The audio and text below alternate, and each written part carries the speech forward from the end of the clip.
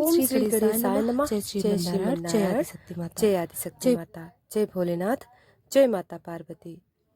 दोस्तों, आज हमारे साथ श्रवण करेंगे फाल्गुन अमावस्या की व्रत कथा। तो आइए श्रवण करते हैं फाल्गुन मास अमावस्या की व्रत कथा। आज फाल्गुन मास की अमावस्या तिथि है। हिंदू धर्म में फाल्गुन मास की अमावस्या को बहुत ही महत्वपूर्ण माना गया है।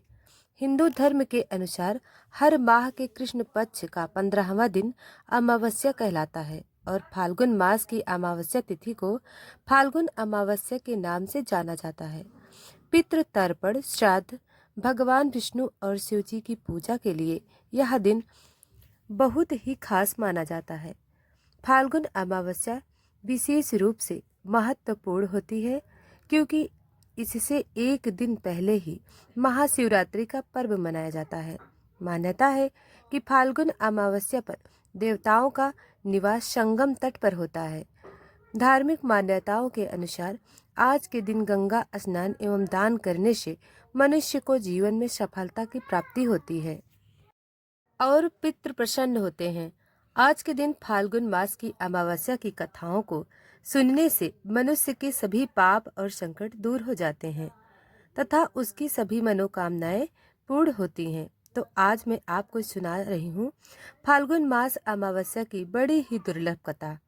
अतः इन सभी कथाओं को बड़ी ही श्रद्धा और प्रसन्नचित्त मन से पूरा अवश्य सुनिए। तो चलिए आज की इस कथा को हम शुरू करते हैं। आज शुरू करने से पहले आप सभी से निवेदन है कि चैनल को सब्सक्राइब करें और कमेंट बॉक्स में जय श्रीमन्नारायण लिखकर अपनी हाजिरी अवश्य लगाएं। तो चलिए कथा को शुरू करते हैं। पौराणिक कथा के अनुसार एक साहूकार के 7 बेटे और 7 बहुओं के साथ एक बेटी भी थी। साहूकार के घर रोज एक जोगी आता था जिसे साहूकार की बहू भिक्षा देती थी। उस जोगी को जब साहूकार की बेटी भिक्षा देने आती तो वह उससे भिक्षा नहीं लेती और कहता कि तेरे भाग्य में सुहाग की जगह दुहाग लिखा है। लड़की को उस जोगी की यह बात बहुत बुरी लगती और एक दिन वह अपनी माँ से रोते रोते जोगी की बात बताती है। सारी बात सुनकर माँ कहती है कि कल जब जोगी आएगा तब मैं सुनती हूँ कि वह क्या कहता है और क्यों कहता है। अगले दिन फिर जोगी आता है तो साहूकारनी छिप कर बैठ जाती है और लड़की को भिक्षा देने लगती है। जोगी उससे भिक्षा नहीं लेता और फिर वही बात दोहराता है कि तेरे भाग्य में सुहाग की बजाय दुहाग लिखा है।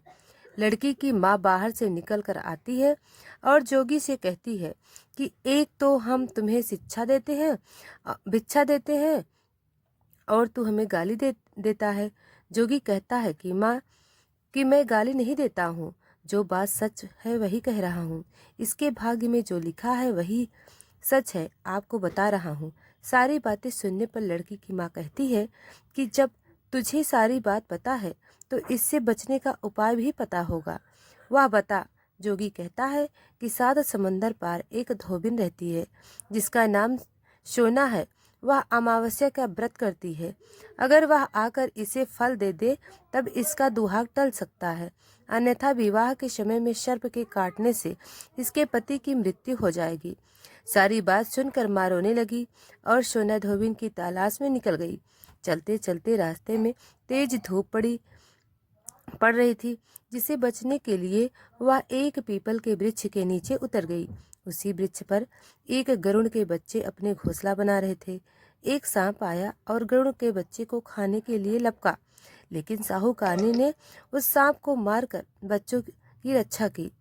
और कुछ देर बाद गरुड़ी आई और सब जगह खून देखकर साहूकारनी की चोंच से मारने लगी। साहूकारनी बोली कि एक तो मैंने तेरे बच्चे को सांप से बचाया और तू मुझे ही मार रही है। सारी बातें जानने पर गरुड़ी बोली कि तूने मेरे बच्चों की रक्षा की है, इसलिए मांग जो चाहती है। साहूकारनी गरुड़नी से कहती है कि मुझे 7 समंदर पार सोना धोबिन के यहाँ छोड़ दो, और गरुड़नी ने वैसा ही किया। साहूकारनी वहां पहुंच तो गई, लेकिन सोचने लगी कि इसे कैसे मनाऊं। सोना धोबिन की भी 7 बहुएं थीं, लेकिन घर के काम को करने के लिए सदा आपस में ही लड़ती झगड़ती रहती थी। रात को जब सब सो जाते तो ब्राह्मणी साहूकारनी के घर जाती और चुपके से सारा काम करके उजाला होने से पहले चली भी जाती। सारी बहुएं आपस में यह सोचती कि कौन सी बहू है जो सारा काम कर देती है, लेकिन एक दूसरे से पूछने की हिम्मत किसी की भी नहीं होती।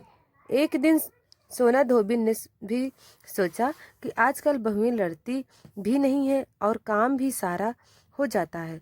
सोना धोबिन ने सारी बहुओं को बुलाया और पूछा कि आजकल तुम लड़ती भी नहीं हो और सारा काम भी हो जाता है।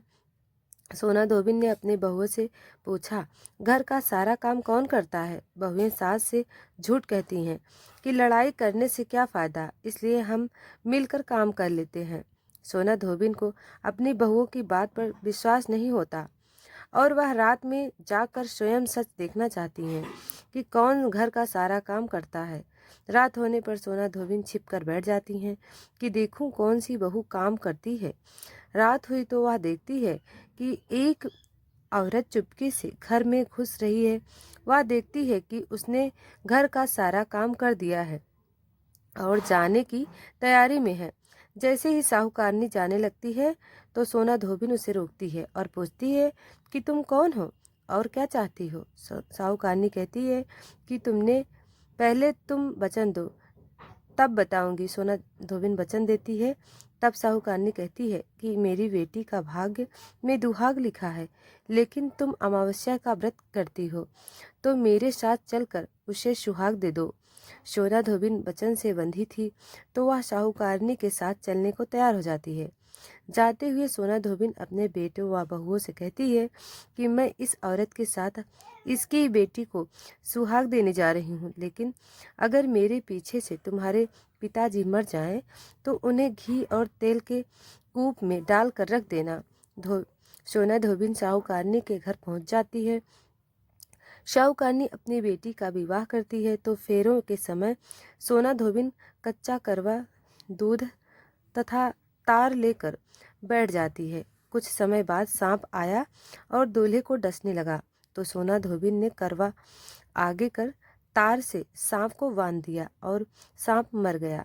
अब सोना धोबिन ने लड़की को सुहाग दे दिया और कहा कि अब तक मैंने जितनी अमावस्या की है वह साहूकार की इस लड़की को मिलेगा। अब आगे जो अमावस्या मैं करूंगी उनका फल मेरे पति और मेरे बेटों को मिलेगा। सभी लोग अमावस्या माता की जय जयकार करने लगे। सोना धोबिन अपने घर वापस जाने को तैयार हुई तो साहूकारनी ने कहा कि तुमने मेरे जमाई को जीवन दान दिया है, इसलिए तुम जो चाहो मांग लो। सोना धोबिन बोली कि मुझे कुछ नहीं चाहिए और वहां से चली गई। रास्ते में चलते हुए फिर से अमावस्या आ गई और उसने पीपल के पेड़ के नीचे बैठकर कहानी कही, व्रत रखा और पीपल के पेड़ की 108 बार परिक्रमा की। पीपल के पेड़ की पूजा के बाद वह घर जाती है तो देखती है कि उसका पति मरा पड़ा है। अब रास्ते में जो अमावस्या उसने की थी उसका फल अपने पति को दे दिया, जिसके प्रभाव से वह पुनर्जीवित हो गया। सब कहने लगे कि तूने ऐसा क्या किया जो तेरा पति जिंदा हो गया। वह कहती है कि मैंने तो ऐसा कुछ नहीं किया, बस रास्ते में अमावस्या तिथि आ गई थी जिसका मैंने व्रत किया।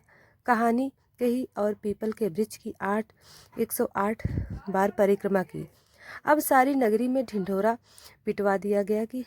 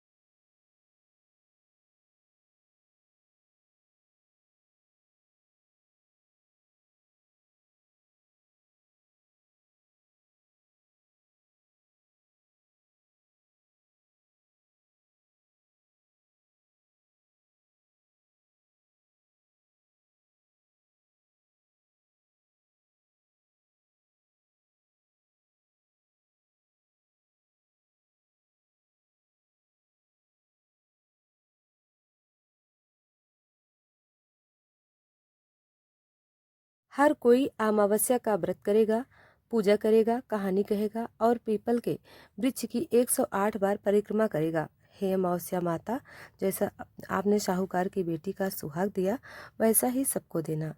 अब आइए श्रवण करते हैं अमावस्या व्रत की दूसरी कथा। पौराणिक कथा के अनुसार एक गांव में सास और बहू अकेले रहते थे और उनका बेटा विदेश में कमाने के लिए गया हुआ था। सास और बहू बहुत प्रेम से रहते थे। दोनों एक दूसरे की देखभाल भी करते थे। एक दिन बहू ने खाना नहीं खाया। तब सास बहू से पूछने लगी कि बेटा, आज तुमने खाना क्यों नहीं खाया? तब बहू कहने लगी, सास माँ, आज मेरा अमावस्या माता का व्रत है, इसलिए मैंने खाना नहीं खाया। तब सास ने कहा, बहू, यह व्रत क्या होता है और इस व्रत को करने वाले से क्या फल मिलता है, मुझे भी समझाओ। तब बहू कहने लगी, सासू माँ, अमावस माता का व्रत करने से बहुत पुण्य मिलता है। घर में अन्न धन भरा रहता है, सुख समृद्धि बनी रहती है और अटल सुहाग मिलता है तथा पुत्र की प्राप्ति होती है। इसी तरह से 3 पनौती अमावस्या माता का व्रत भी रखा जाता है। इस व्रत में हर वर्ष अलग अलग खाना खाया जाता है और विष्णु भगवान के मंदिर में चढ़ावा चढ़ाया जाता है या फिर किसी ब्राह्मण को दान दक्षिणा दी जाती है। इस व्रत के पहले साल शक्कर, घी और चावल से बना खाना खाया जाता है। पहले साल व्रत पूर्ण होने के बाद 1.25 किलो चावल, 1 कटोरी घी और 1 कटोरी शक्कर का दान किसी ब्राह्मण देवता को दान दिया जाता है। दूसरे साल जौ, घी और शक्कर से बना खाना खाया जाता है। इसी तरह जब दूसरे साल का व्रत पूर्ण हो जाए तब 1.25 किलो जौ, 1 कटोरी घी और 1 कटोरी शक्कर किसी मंदिर में चढ़ाया जाता है या किसी ब्राह्मण को दान में दिया जाता है। तीसरे साल गुड़, तिल और घी से बने व्यंजन खाने चाहिए। जब तीसरे साल व्रत पूर्ण हो जाए तब आधा किलो तिल, गुड़ और 1 कटोरी घी किसी मंदिर में चढ़ाया जाता है या ब्राह्मण को दान किया जाता है। सासू माँ, इसे ही 3 पनौती अमावस्या का व्रत कहा जाता है। फिर बहू बताने लगी कि माँ जी, इस व्रत का संकल्प लेने के बाद इसे पूरा करना जरूरी होता है। अगर पूरा नहीं कर सकते तब घर परिवार में झगड़ा और अशांति हो जाती है। तब सासू माँ कहने लगी, बहू, मेरी तो उम्र हो गई है, लेकिन तुम यह व्रत जरूर करना। तब बहू यह व्रत करना प्रारंभ करती है। एक दिन बहू ने किसी के कहने पर गेहूं से बनी रोटी खा ली और अमावस्या माता इस बात से नाराज हो गई। जो सास और बहू कभी बहुत प्रेम से रहती थीं, अब उन दोनों में झगड़े होने लगे। सभी गांव वाले भी हैरान हो गए कि इनके घर में यह सब क्या हो रहा है। सास अपनी बहू को कहने लगी, जब से तुम हमारे घर में बहू बनकर आई हो तब से हमारे घर में लक्ष्मी चली गई हैं। तुम हमारे लिए बिल्कुल शुभ नहीं हो। तब बहू ने कहा, माँ जी, आपके घर में लक्ष्मी चली गई हैं तो मुझे बताओ कि कहाँ मिलेंगी, मैं लक्ष्मी को लेकर आऊँगी। तब सासू माँ कहने लगी, बहू, लक्ष्मी तुम्हें समुद्र के बीच में भगवान विष्णु के पैर दबाते हुए मिलेंगी। तब बहू यह कहकर चली जाती है कि माँ जी, अब मैं लक्ष्मी जी को लेकर ही वापस आऊंगी, नहीं तो मैं इस घर में पैर नहीं रखूंगी। ऐसा कहकर बहू लक्ष्मी की खोज में चली गई। जब बहू लक्ष्मी की खोज के लिए निकली तब उसे बीच रास्ते में गाय मिली। गाय बहू से पूछने लगी, आप कहाँ जा रही हैं? तब बहू कहने लगी, हे गाय माता, मेरी सास कहती है कि मेरे आने से उनके घर में अन्न धन की कमी हो गई है और उनके घर की लक्ष्मी चली गई हैं, तो मैं लक्ष्मी जी को लेने जा रही हूँ। तब गाय माता कहने लगी, बेटी, अगर तुम जा रही हो तो भगवान से मेरे बारे में भी पूछ लेना। तब बहू कहने लगी, ठीक है गाय माता, मैं आपके बारे में भी पूछ लूँगी। तब गाय माता कहने लगी, जब मेरा बछड़ा होता है तो वो मर जाता है, जिंदा नहीं रहता। तुम लक्ष्मी जी से पूछ लेना कि आखिरकार मेरे साथ ऐसा क्यों हो रहा है। मैंने ऐसा कौन से कर्म किए हैं जिसकी सजा मुझे मिल रही है। तब बहू कहने लगी, गाय माता, मैं आपके बारे में जरूर पूछ लूँगी। ऐसा कहकर बहू आगे बढ़ गई। जब आगे बढ़ी तब रास्ते में उसे घोड़ी मिली जिसके गले में घंटी बंधी हुई थी। घोड़ी ने भी कहा, बेटी तुम मेरे दुख का निवारण लक्ष्मी जी से पूछ लेना। तब बहू कहने लगी, मैं जरूर पूछ लूंगी। ऐसा कहकर बहू आगे बढ़ गई। आगे जाते ही बहू को एक अंधा और बहरा बुजुर्ग मिला। उसने भी बहू को अपनी समस्या के निवारण के लिए पूछने को कह दिया। तब बहू उसकी समस्या भी भगवान से पूछने का कहकर आगे बढ़ गई। आगे जाते ही बहू को एक बूढ़ी औरत मिली जो कि हाथ और पैर से अपाहिज थी। उसने भी बहू से कहा, बेटी तुम जब भगवान से मिलो तो उनसे पूछना कि आखिरकार मैं अपाहिज क्यों हुई, मैंने ऐसे कौन से कर्म किए थे। तब बहू उसकी समस्या पूछने के लिए तैयार हो गई और फिर आगे बढ़ गई। आगे जाते जाते बहू बहुत थक गई और एक आम के पेड़ के नीचे बैठ गई। आम का पेड़ बहुत खुश होकर बहू से पूछने लगा, बेटी तुम कहाँ जा रही हो और कहाँ जा रही हो। तब बहू कहने लगी, मैं लक्ष्मी जी को लेने जा रही हूँ। तब पेड़ भी अपनी समस्या भगवान से पूछने के लिए कहने लगा, मेरे पेड़ पर लगे हुए आम खट्टे ही क्यों होते हैं, इस बारे में बहुरानी भगवान से जरूर पूछ लेना। तब बहू पेड़ की समस्या लेकर आगे बढ़ गई। थोड़ी दूर जाने पर बहू को एक तलाई मिली। वह भी बहू से कहने लगी, बहू तुम भगवान से पूछना कि मेरी तलाई का पानी इतना मैला क्यों है, कोई भी यहाँ आकर पानी नहीं पीता। तब बहू कहने लगी, जरूर पूछ लूंगी। ऐसा कहकर बहू आगे बढ़ गई। बहुत दिन से जंगल में चलते चलते वह थक गई थी। उसे भूख भी लगी थी लेकिन खाने को नहीं मिला था, तो वह भूख और प्यास से बेचैन हो गई और जंगल में बेहोश हो गई। उसी समय भगवान श्री हरि और माता लक्ष्मी घूमते हुए उधर जा रहे थे। तब माता लक्ष्मी विष्णु भगवान से कहने लगी, हे नाथ, यह तो आपकी बहुत बड़ी भक्त है, आप इसके दुख का निवारण कीजिए। तब भगवान श्री हरि कहते हैं, इस संसार में तो बहुत से जीव दुखी हैं, सभी अपने अपने कर्मों का फल भोग रहे हैं, मैं किस किस का दुख निवारण करूं। तब माता लक्ष्मी भगवान श्री हरि से विनती करती हैं, कहने लगती हैं कि वह भूखी प्यासी है, अगर इसे ऐसे में जंगल में छोड़ दिया जाए तो जंगल के जानवर इसे खा जाएंगे। माता लक्ष्मी की बात सुनकर भगवान श्री हरि एक साधु का वेश धारण कर बहू के पास गए और उसे होश में लेकर आए। बहू के होश में आते ही साधु वेश में भगवान उससे पूछने लगे, तुम यहाँ क्यों आई हो और कहाँ जा रही हो। तब बहू ने सारी बात बता दी। उसकी बात सुनकर भगवान श्री हरि और माता लक्ष्मी प्रकट हो गए और उनके साथ साथ अमावस्या माता भी प्रकट हो गई। यह सब देखकर उनके चरणों में गिरकर उन्हें प्रणाम करने लगी। तब अमावस्या माता बहू से कहने लगी, बेटी तूने मेरे व्रत को खंडित किया है, इसी की सजा तुझे मिली है, लेकिन अब मैं तुम्हें क्षमा करती हूँ। अब तुम घर जाओ, तुम्हारा घर अन्न और धन से भर जाएगा, तुम्हारा घर सुंदर महल में बदल जाएगा और तुम्हारी सभी मनोकामनाएं भी पूर्ण हो जाएंगी। यह सब होने के पश्चात बहू ने रास्ते में जो जो भी मिला था उन सभी के दुखों का निवारण करने के लिए विनती की। तब भगवान श्री हरि कहने लगे, गाय ने कभी अपना दूध किसी और को नहीं पिलाया, इस कारण उसके बछड़े जिंदा नहीं रहते। तुम इसका दूध पी लेना, फिर उसके बाद उसके बछड़े जिंदा रहने लगेंगे। और घोड़ी पिछले जन्म में आटा पीसने वाली महिला थी। वह किसी को आटा पीस कर नहीं देती थी, इसलिए उसके गले में चक्की के पार्ट बंधे हुए हैं। तुम उसके पार्ट खोल देना, वह बिल्कुल ठीक हो जाएगी।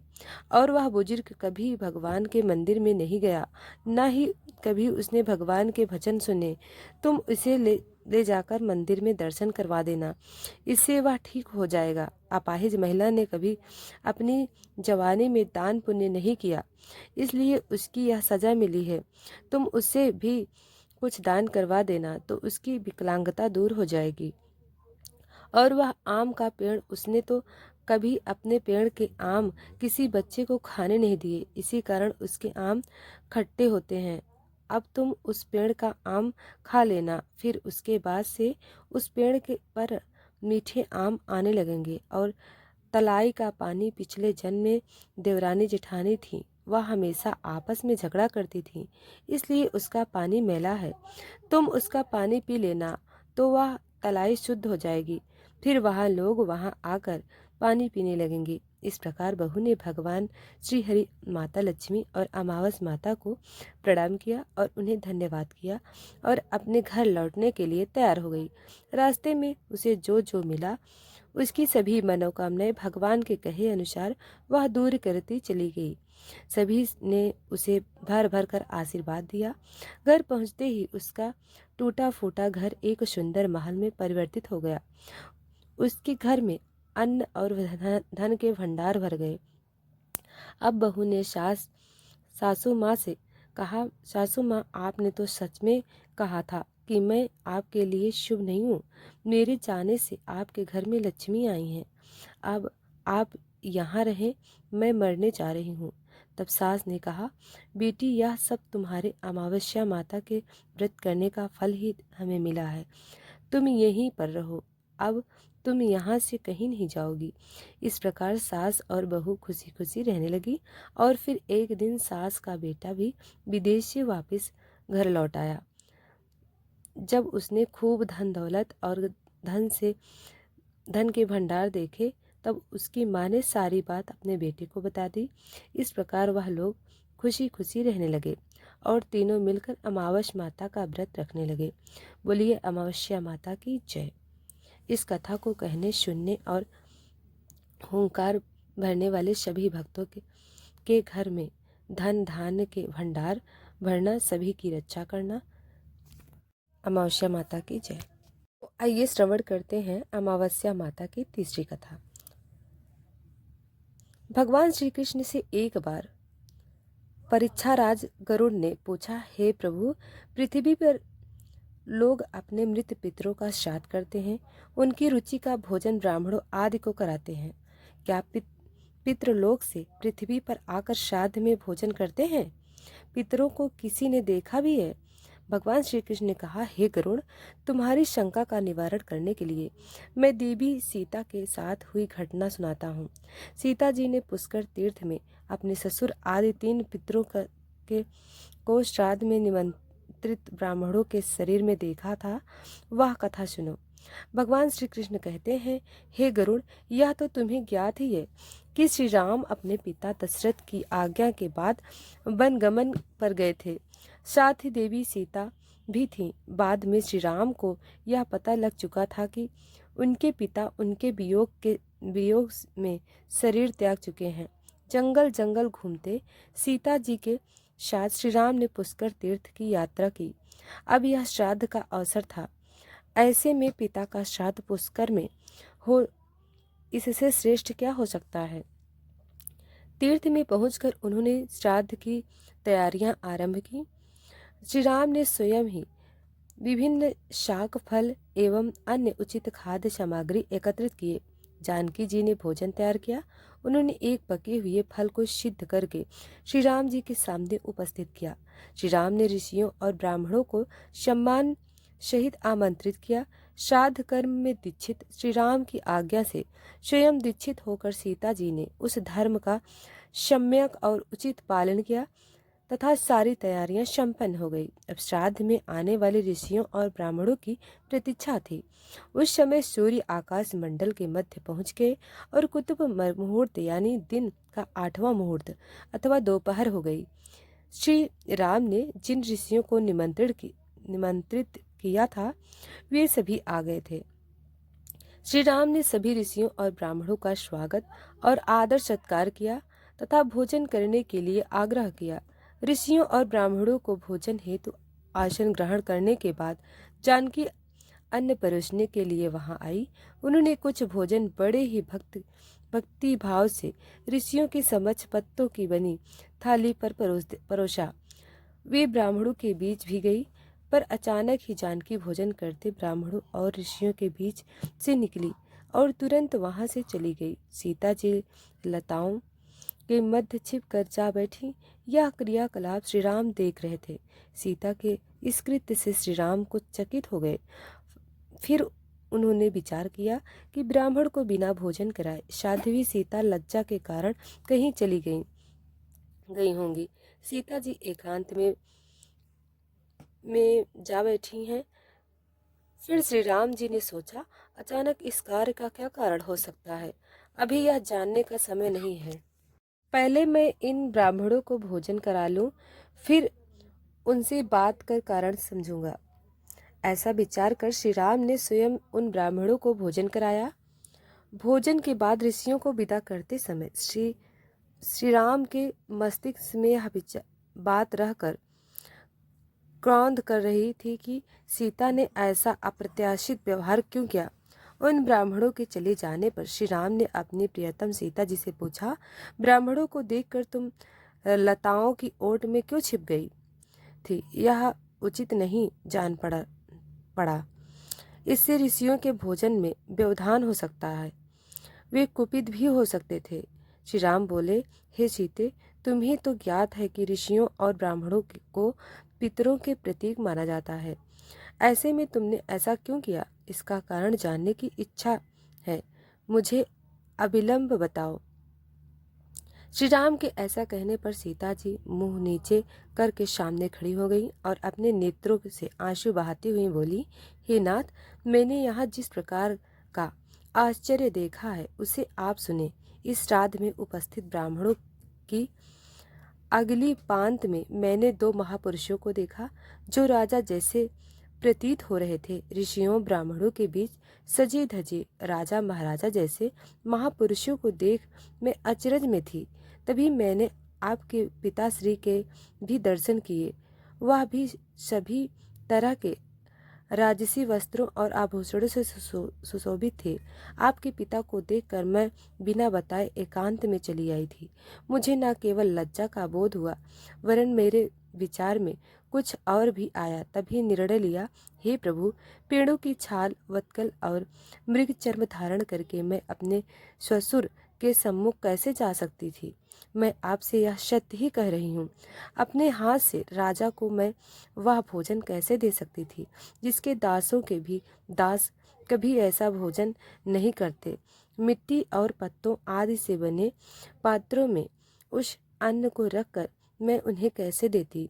मैं तो वही हूँ जो पहले सभी प्रकार के आभूषणों से सुशोभित रहती थी, और आपके पिताजी मुझे वैसी स्थिति में देख चुके थे। आज मैं इस अवस्था में से जाती, उनको क्षोभ में कैसे देख सकती थी? क्या यह कहीं से उचित होता है? इस सब कारणों से हुई लज्जा के कारण मैं वापिस हो गई और किसी की दृष्टि ना पड़े इसलिए सघन लताओं में आ बैठी। गरुड़ जी बोले, हे भगवान, आपकी इस कथा से मेरी शंका का उचित निवारण हो गया कि श्रद्धा में पितृगण साक्षात प्रकट होते हैं और वे श्राद्ध का भोजन करने वाले ब्राह्मणों में उपस्थित रहते हैं। तो दोस्तों, वीडियो को लाइक सब्सक्राइब नहीं किया है तो अभी कर लें। धन्यवाद।